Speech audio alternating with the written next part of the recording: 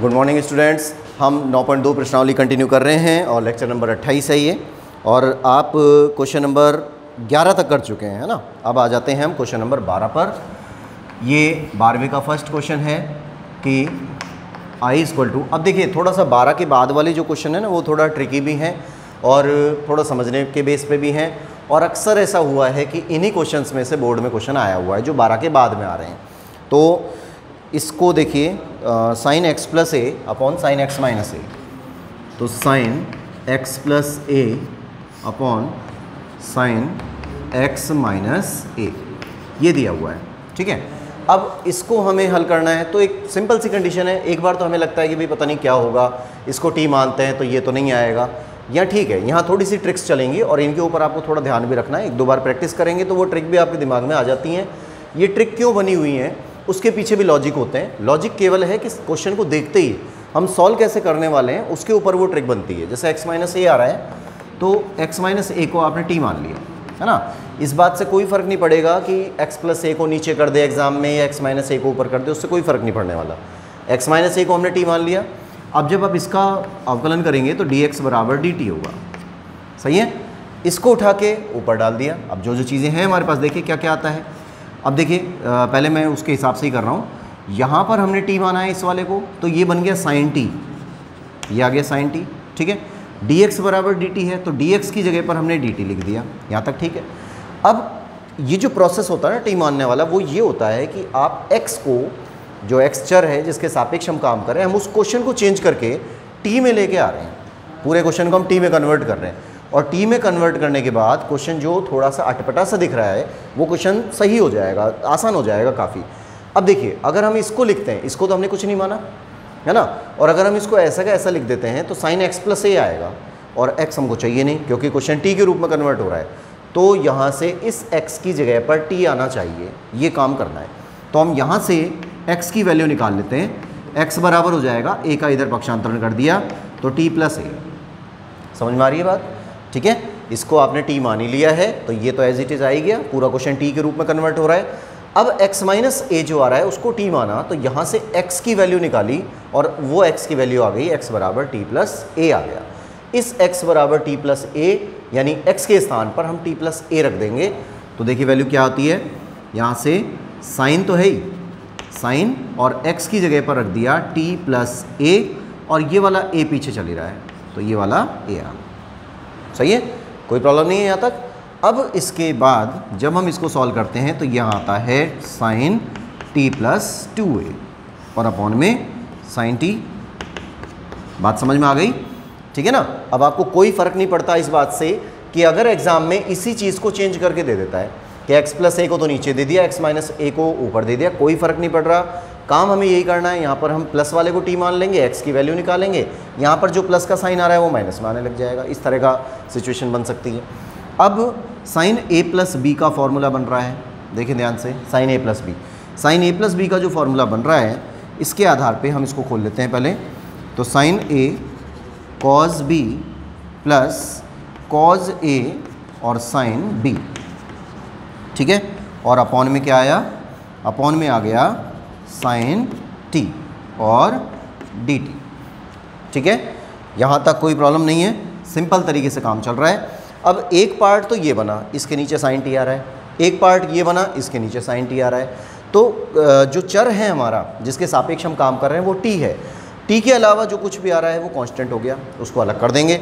तो यहाँ से अलग अलग कर रहे हैं इसको, इस वाले के नीचे जब इसको लेंगे तो cos 2a कांस्टेंट है, cos 2a को तो हमने रख दिया बाहर, और ये साइन t और sine t upon sine t हो गया, कट गया, बच्चा क्या dt।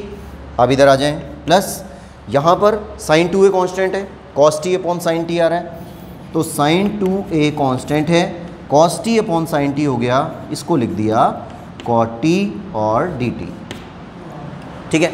यहाँ तक का काम कंप्लीट हुआ। अब उसके बाद में इसको अब आप आगे कर इसमें कर सकते हैं, कोई दिक्कत नहीं है।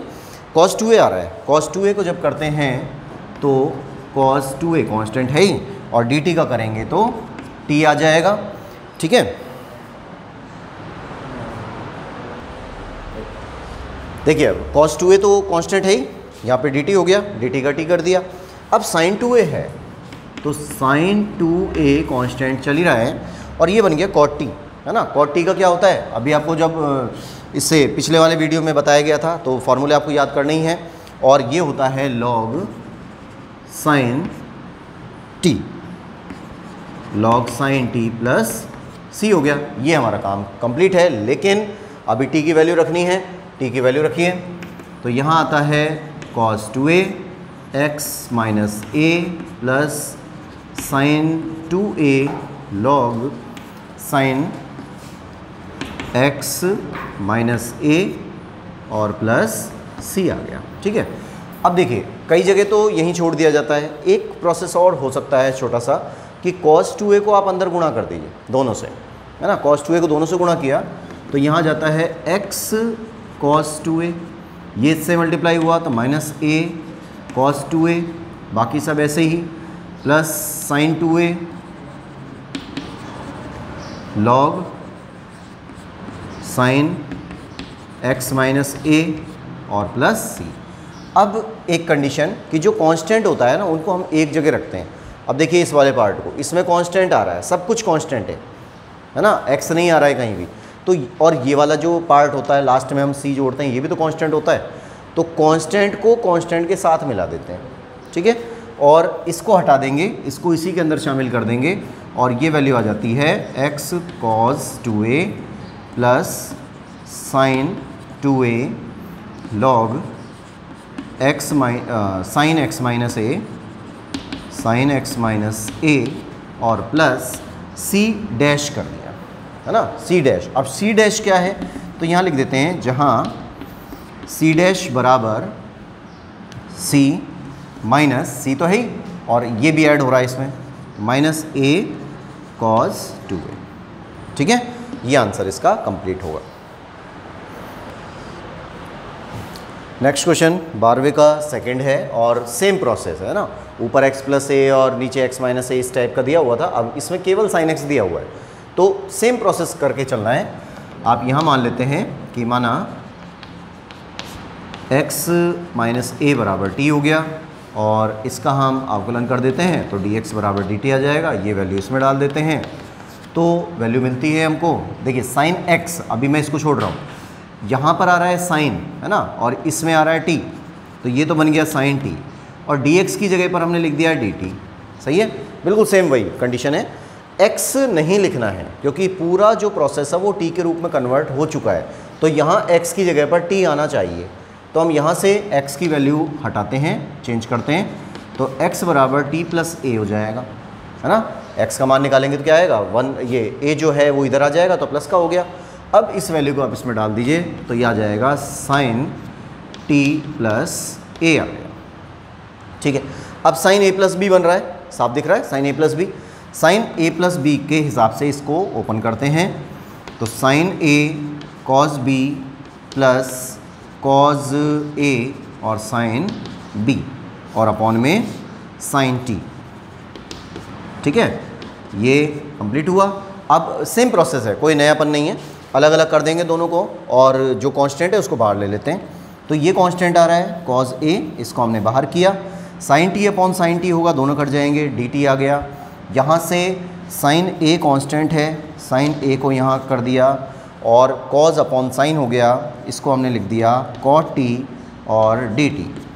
ठीक है, अब cos a तो कांस्टेंट है ही, cos a को ऐसे ही रहने दिया, dt का करेंगे तो t आएगा प्लस sin a आ गया और cot t का वही रिपीट हो गया दोबारा, तो इसको लिख देंगे log sin t plus c। ठीक है, अब t की वैल्यू डालिए, तो t की वैल्यू डालते हैं cos a और t की जगह पर x माइनस a है तो cos a x minus a हो गया, फिर plus sin a log sin t तो sin x माइनस a और प्लस c आ गया। ठीक है, अब देखिए सेम प्रोसेस है, कोई अंतर नहीं आ रहा, इनको वापस अंदर गुणा कर देना है तो यह आ जाएगा x cos a minus a cos a plus sin a log sin x minus a और प्लस सी। तो ये वाला पार्ट कांस्टेंट है, ये वाला पार्ट भी कांस्टेंट है, दोनों कांस्टेंट को एक साथ मिला देते हैं तो ये आ जाता है x cos a plus sine a log sine x minus a और प्लस c डैश, और यहाँ लिख देंगे जहाँ c डैश बराबर c minus a cos a, मतलब दोनों कांस्टेंट को ऐड कर दिया, दोनों कांस्टेंट जोड़ेंगे तो उसको हम c डैश बोल रहे हैं और c डैश को यहाँ लगा दिया। ठीक है, ये कंप्लीट।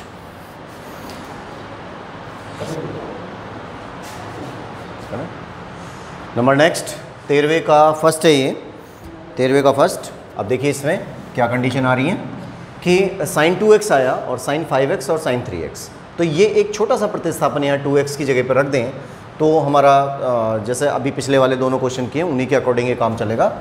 और क्या कर देना है हमको कि साइन यहाँ पर 5x और 3x आ रहे हैं दोनों में, तो हम 5x माइनस 3x रख देते हैं और 2x होगा।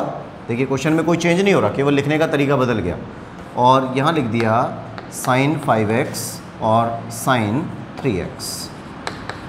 ठीक है, ये वैल्यू आ जाती है। अब क्या करना है, जब यहाँ तक का काम कंप्लीट हो गया तो ये तो 2x बन ही रहा है, लेकिन उसके साथ साथ साइन a माइनस बी का फॉर्मूला बन रहा है, साइन a माइनस बी। अब साइन a माइनस बी के हिसाब से इसको खोल देते हैं, तो sine a cos b minus cos a और साइन b। ठीक है, ये हो गया, और अपॉन में साइन 5x और साइन 3x और dx। अब दोनों को अलग अलग करिए। अब देखिए दोनों को अलग अलग करते हैं तो कुछ सिस्टम बनेंगे। जैसे हमने इसके अपॉन में इसको किया, अभी इसको ओपन करके कर रहे हैं, आप डायरेक्ट कर सकते हैं, कोई प्रॉब्लम नहीं है। यहाँ सभी तरह के बच्चे वीडियो देख रहे हैं, तो अगर आप इसको डायरेक्ट कर पा रहे हैं तो कोई प्रॉब्लम नहीं है, एक स्टेप आपका कम हो जाएगा। साइन 3x है और ये dx हो गया, फिर माइनस, अब इसके नीचे इसको लेके चलना है, तो cos 5x sign 3x upon sine 5x और साइन 3x और dx हो गया। ठीक है, ये हो गया। अब क्या करना है, साइन 5x से साइन 5x कैंसिल हो रहा है, cos 3x upon sine 3x क्या बन जाएगा, ये तो दोनों कैंसिल हो गए, और ये बन गया cot 3x dx, फिर माइनस।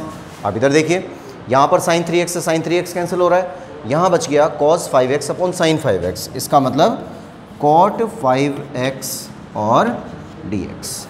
ठीक है, ये बन गया cot 3x और ये बन गया cot 5x, सीधा फॉर्मूला है दोनों में ही, कोई प्रॉब्लम नहीं है। cot 3x का होता है log sin x, तो sin x की जगह पर ये sin तो आ ही गया और इसकी जगह पर आ जाएगा 3x, और माइनस cot 5x है, इसकी जगह पर आ जाएगा log sin 5x। ठीक है, और ये प्लस c हो गया। आप चाहें तो log की प्रॉपर्टी भी यूज़ कर सकते हैं कि ये दोनों माइनस में चल रहे हैं तो इनको अपॉन में लिख सकते हैं, बाकी इससे ज़्यादा की ज़रूरत है नहीं, इसको यहीं छोड़ सकते हैं। ठीक है, आप चाहें तो लिख सकते हैं, कोई प्रॉब्लम नहीं है। और एक कंडीशन और देखिए कि cot x का कर दिया, 3x आ गया, और उसके बाद ये 3x का होगा, 3x का करेंगे तो ये 3 आएगा अपॉन में, है ना। तो ये अपॉन में जो 3 है cot 3x का log sin x, इसको 1/3 इधर कर लीजिए, ये 1/3 हो गया और यहाँ पर भी 1/3 हो गया, है ना। बाकी अब आप कॉमन वो 5, हाँ सॉरी, ये 5x है, यहाँ पर इधर 5 है तो यहाँ पर 5 हो जाएगा, और इसका एलसीएम लेने के बाद लॉग की प्रॉपर्टी लगा सकते हैं अगर आपकी इच्छा है तो, नहीं तो यहीं छोड़ दीजिए, वो सही है। नंबर 13 का सेकंड है i = sin 2x और sin x माइनस π/6 और sin x प्लस π/6 आ रहा है। ठीक है, इसमें एक संकेत दिया हुआ है क्वेश्चन के अंदर, लेकिन अगर हम उस संकेत का यूज़ ना करें और एक सिंपल तरीका अपना यूज़ करते हैं तो भी ये क्वेश्चन आराम से हो जाता है। जैसे ये नीचे वाला जो पार्ट आ रहा है इसका, इसको आप t मान लीजिए सीधा, तो x minus π/6 sine x plus π/6 equal to t हो गया। ठीक है, अब इसके बाद ये u इंटू वी से अवकलन हो जाएगा और ये तो सिंपल चल ही रहा है। u इंटू वी से इसका हल कर दिया तो साइन u इंटू वी से कर रहे हैं तो ये पहला पार्ट है, ये दूसरा पार्ट है, तो पहले वाले को छोड़ दिया x माइनस पाई बाई 6, मतलब इसको छोड़ा, इसका अवकलन कर रहे हैं तो साइन थीटा, ये थीटा है पूरा, साइन थीटा का कॉस थीटा। ठीक है, फिर प्लस आ जाएगा, फिर हम इस पार्ट को छोड़ देंगे, sine x plus pi by 6 को छोड़ दिया और साइन थीटा का करते हैं तो cos x minus pi by 6 हो जाता है और dx और बराबर dt। ठीक है, ये बन गया।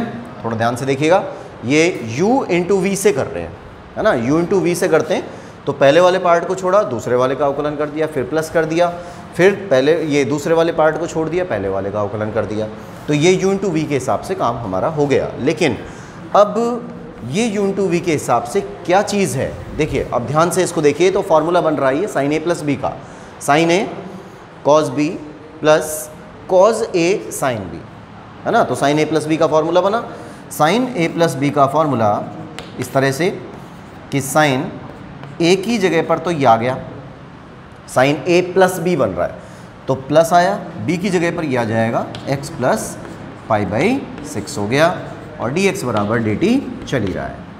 ठीक है, अब पाई बाई 6 से ये पाई बाई 6 कैंसिल हो गया, x और x बच गया, तो हम क्या लिख सकते हैं, साइन 2x, सही है ना, और dx आ गया और बराबर dt हो गया। अब देखिए साइन 2x dx से तो आ रहा है ऊपर, यहाँ dx लगा लीजिए, है ना, तो सेम आ गया और सीधा आंसर हो जाता है इसका। इसको हमने ले लिया कि dt अपॉन में t, ये t माना है, इस पूरे को तो t माना हुआ है और साइन 2x और dx इसकी जगह पर dt आ रहा है, हो गया कंप्लीट। तो ये 1/t आया और 1/t का होता है log t और प्लस c, t की जगह पर मान रखिए वापस log और t की जगह पर हमने ये माना हुआ है, तो sine x minus pi by 6 into sine x plus pi by 6 और प्लस c, ये आंसर हो गया। देखिए 14 का फर्स्ट क्वेश्चन है 1/3 साइन x और 4 cos x।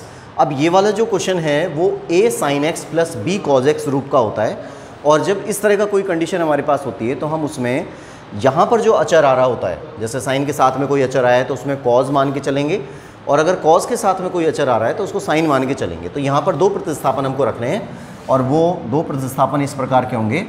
पहले हम इसको पूरा सॉल्व कर लेंगे, क्वेश्चन को बाद में शुरू करेंगे।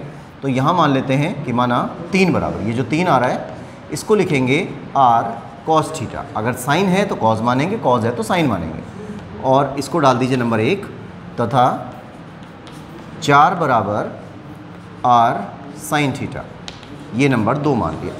ठीक है, अब 11th क्लास की जो आयोटा वाली क्वेश्चंस थे, नंबर 5 वाले जो एक्सरसाइज थी, तो हमने उसमें जो काम किया था वही काम हमको यहाँ रिपीट करना है कि हम वर्ग करके जोड़ देंगे इन दोनों को।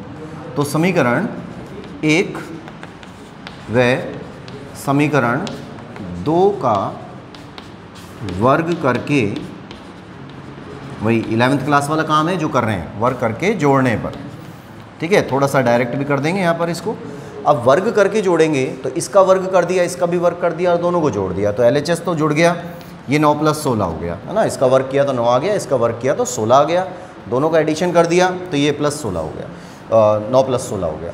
अब इनका वर्ग कर दिया तो r² cos² थीटा प्लस इसका वर्ग कर दिया r² sin² थीटा, दोनों में से r² को कॉमन निकाल लिया और यहाँ आ जाता है cos² theta plus sin² theta. अब cos² थीटा और sin² थीटा 1 होता है ना, तो यहाँ वैल्यू हमको मिली r² बराबर 25, यानी वर्गमूल कर देंगे तो r बराबर आ जाएगा 5।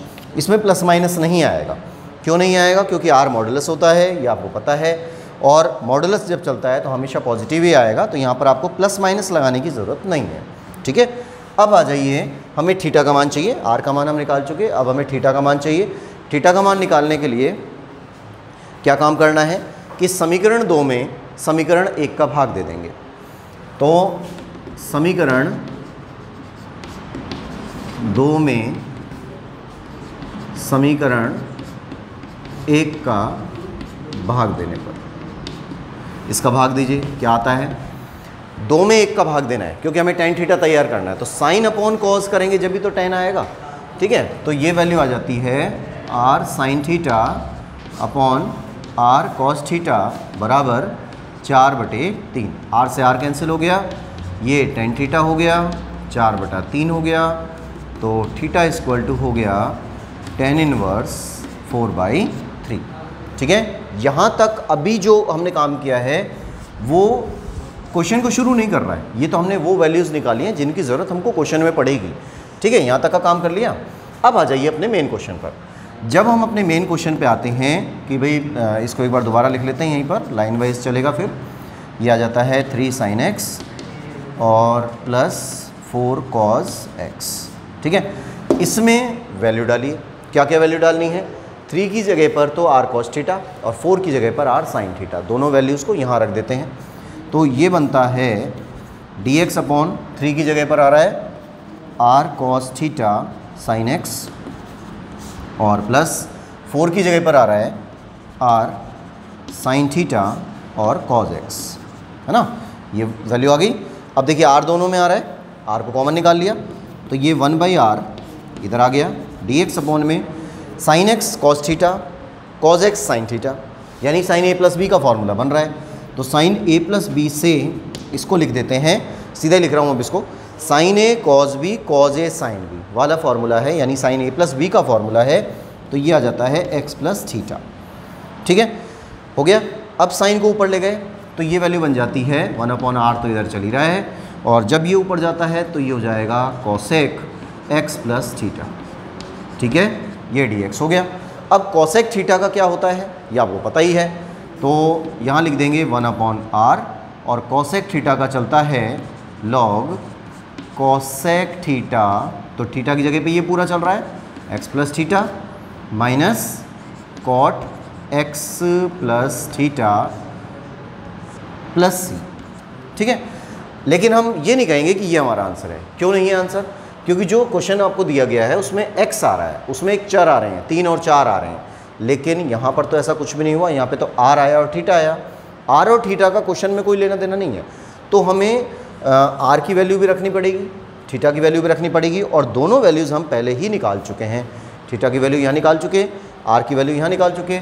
इस वैल्यू को आप इसमें डाल देंगे तो 1/5 हो गया, r की वैल्यू है, log यहाँ से देखिए cosec x प्लस थीटा की वैल्यू क्या है, tan इनवर्स 4/3, है ना, minus cot x plus tan 4/3। ठीक, और ये हमारा आंसर होगा। तो थोड़ा ध्यान से नोट करना है, यहाँ से ये पार्ट थोड़ा सा अलग हो गया है ना, यहाँ से। अब देखिए यहाँ तक काम करने के बाद आप जब आंसर मैच कर रहे हैं तो उसमें आपको लग रहा होगा कि भाई वहाँ पे आंसर मिसमैच हो रहा है हमारा, ये वाला आंसर नहीं आ रहा है। लेकिन जब cosec थीटा का हमने शुरुआत में बताया था कि भाई इसके फार्मूले होते हैं, तो इसके 2 फार्मूले होते हैं, एक tan x/2 में भी चलता है।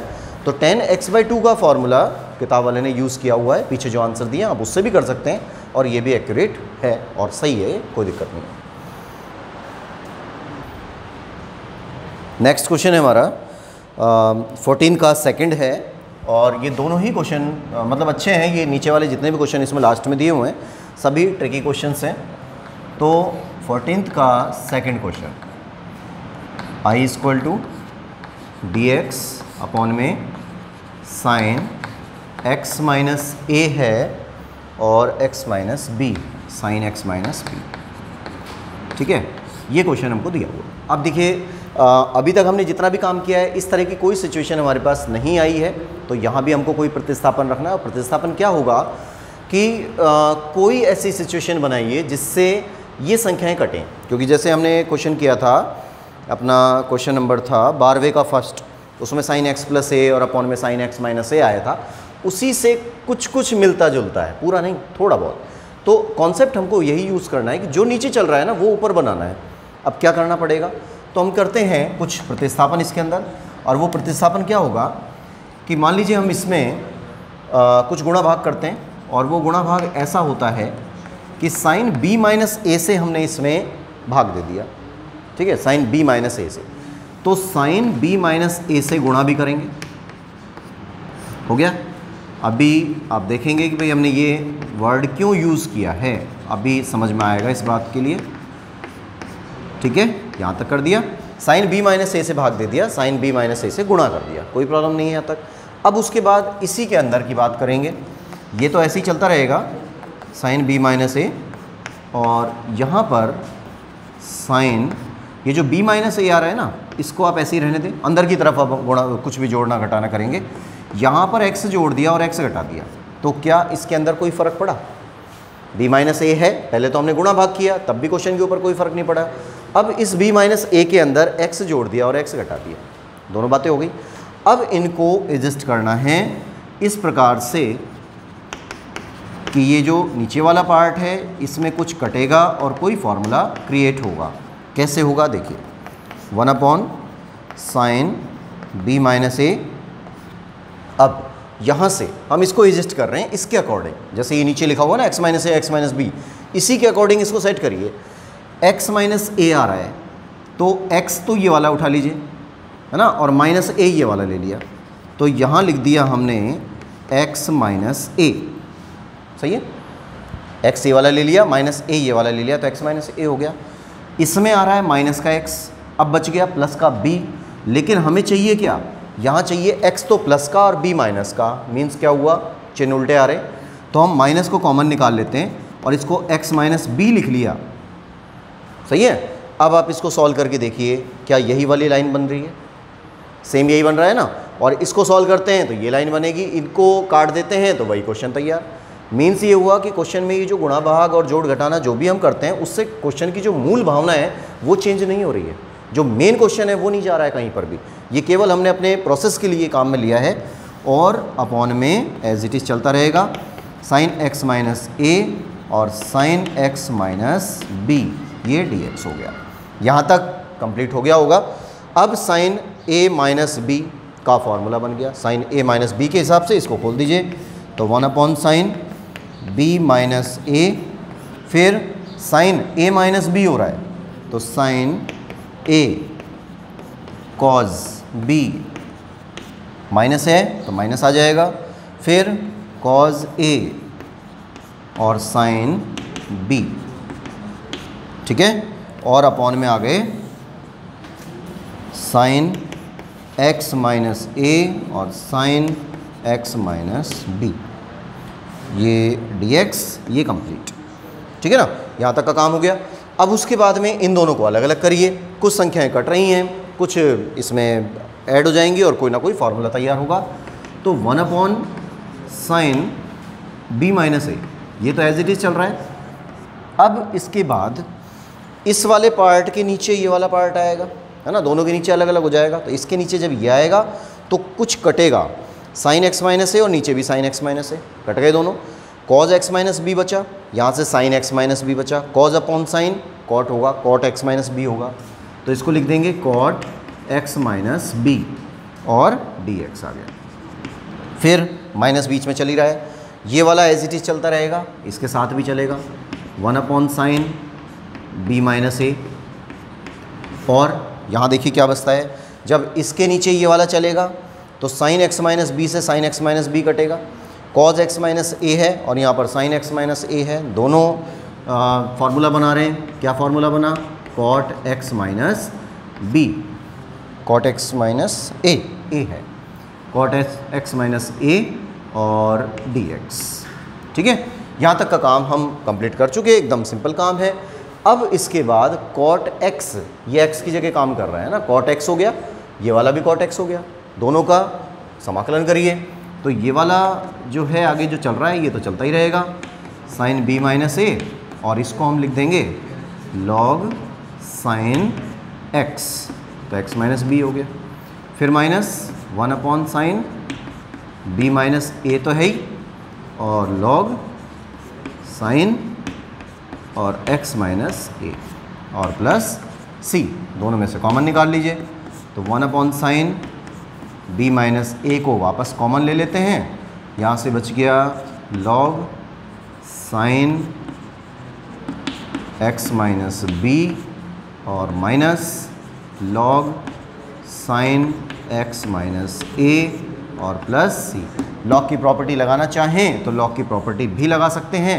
तो ये जो डिजिट हैं ये कैसे बनेंगी, साइन b माइनस ए लॉग मॉडुलस में ले लीजिए इसको, और यहाँ से वैल्यू मिल जाएगी sine x minus b upon sine x minus A और प्लस सी। ठीक है, ये लास्ट आंसर हमारा।